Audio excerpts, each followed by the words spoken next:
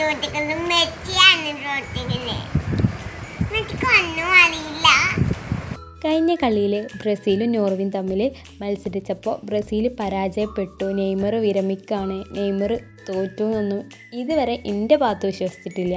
എൻ്റെ നെയ്മർ തോറ്റിട്ടില്ല, മെസ്സിയാണ് തോറ്റത് പറഞ്ഞിട്ടാണ് അവൾ നടക്കുന്നത്. ഈ നെയ്മർ ഇന്നലത്തെ കളിയിൽ തോറ്റു.